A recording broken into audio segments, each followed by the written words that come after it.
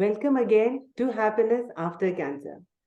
हम आजकल बात कर रहे हैं ब्रेस्ट कैंसर को अंडरस्टैंड करने के लिए, और आज हम बात करेंगे दोबारा डॉक्टर गीता कडायप्रित से, जो हमें बताएंगी कि हमें ब्रेस्ट कैंसर की सर्जरी से पहले कौन से टेस्ट करवाना जरूरी है।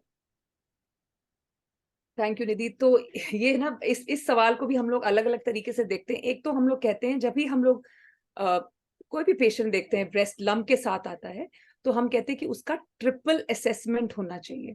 अब ट्रिपल असेसमेंट का मतलब होता है कि क्लिनिकल यानी कि मैं हाथ लगा के जो देखती हूँ, that constitutes a clinical examination, जिसमें हम हिस्ट्री और एग्जामिनेशन दोनों का कॉम्बिनेशन होता है। तो वो एक, मैं अपने दिमाग में एक मेंटल इंप्रेशन बना लेती हूँ कि ये कैसा लग रहा है ये ट्यूमर हाथ लगाने पे। सेकेंड स्टेप होता है इमेजिंग। इमेजिंग का मतलब आप मैमोग्राम करेंगे अगर आप 40 साल से ऊपर के हों, और कुछ सिचुएशंस में जिसमें हमें लग रहा है कि क्लिनिकली लग रहा है कि सस्पिशियस है, तो आप 30 इयर्स के ऊपर भी मैमोग्राम कर सकते हैं। लेकिन स्क्रीनिंग पर्पसेस के लिए should not be doing a mammogram under the age of 40। तो मैमोग्राम हो गया। और अगर मैमोग्राम में बहुत क्लियर इंफॉर्मेशन नहीं आता, तो उसको सप्लीमेंट करने के लिए आप अल्ट्रासाउंड ब्रेस्ट भी कर सकते हैं। ये दोनों कॉम्बिनेशन से अक्सर हमें काफी अच्छा इमेजिंग पर्सपेक्टिव मिल जाता है। इसके बाद तीसरा स्टेप होता है और बहुत इंपॉर्टेंट स्टेप होता है, और जिससे कई मरीज भागते हैं, और वो है कोर नीडल बायोप्सी। ये एस्टैब्लिश करने के लिए कि ये कैंसर है या नहीं, यानी कि नीडल बायोप्सी करते हैं।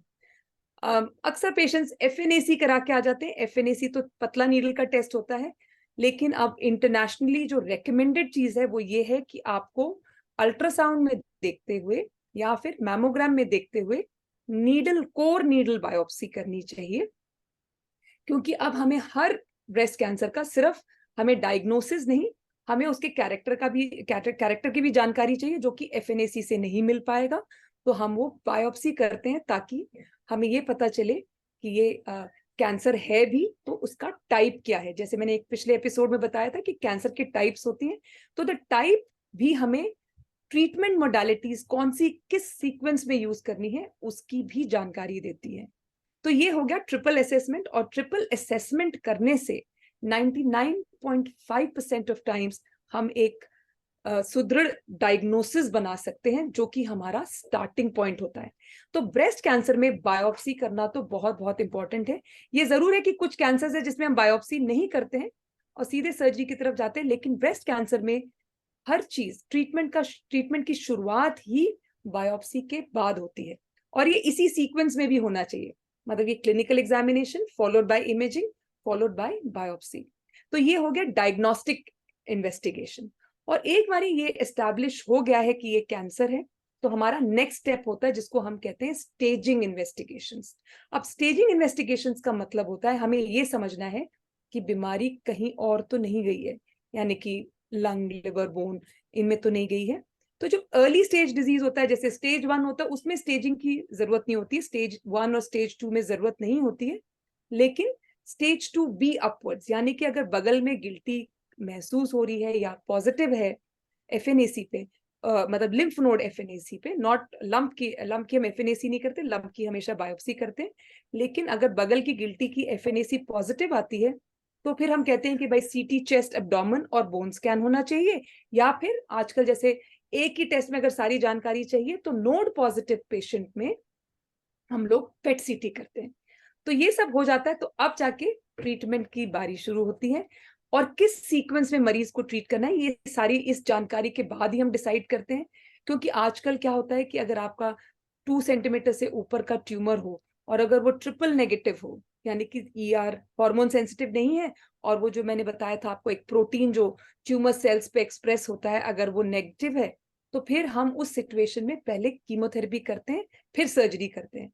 और यही चीज होती है जो HER2/neu, वो जो प्रोटीन अगर एक्सप्रेस हो रहा है, तब भी हम कीमोथेरेपी और टारगेटेड ट्रीटमेंट से शुरू करते हैं और फिर सर्जरी करते हैं। लेकिन अगर ट्यूमर बहुत छोटा हो तो हम सर्जरी से ही शुरुआत करते हैं। तो ये सारे टेस्ट हमारे ट्रीटमेंट से पहले पहले हो जाना चाहिए, ताकि हम एग्जैक्ट सीक्वेंस आपको बता सकें और फिर इलाज शुरू कर सकें। Thank you doctor Geeta. एक सवाल जो अक्सर लोग पूछते हैं वो ये है कि डॉक्टर किसी और पेशेंट का तो पेट सीटी नहीं हुआ, मेरा पेट सीटी हो रहा है, क्या ये इसके बिना नहीं हो सकता? तो जैसा आपने एक्सप्लेन किया कि स्टेज 1 और स्टेज 2 भी के पहले जो पेशेंट्स हैं उनके चांसेस हैं कि पेट सीटी ना हो शायद, एम आई राइट? जी जी, बिल्कुल सही कहा आपने, क्योंकि अर्ली स्टेज में बीमारी के जाने का रिस्क बहुत कम होता है। इनफैक्ट स्टेज 1 में तो कहते हैं कि आप अल्ट्रासाउंड और ये सब चीजें भी करने की जरूरत नहीं होती, क्योंकि pickup rates are close to 0%। Bone scan और अल्ट्रासाउंड और इस सब चीजें करने की जरूरत नहीं होती।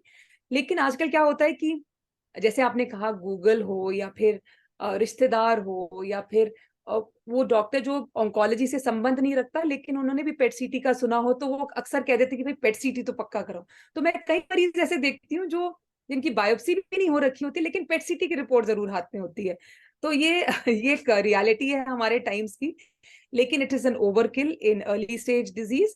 नोट पॉजिटिव डिजीज अपवर्ड्स अगर आप करना चाहते हैं पेट सीटी, और हमारे आपके डॉक्टर भी रेकमेंड करेंगे कि जिसके बगल में गिल्टी में जा चुकी है बीमारी, तो उसमें हम लोग जरूर करते हैं। और कुछ हाई रिस्क डिजीजेस खास और यंग पेशेंट्स में कई बार हम लोग पेट सीटी पर जाते हैं, लेकिन अर्ली स्टेज में पेट सीटी का कोई इंडिकेशन नहीं है। Thank you, Dr. Geeta, once again for explaining us all about the tests that are required before the breast cancer surgery.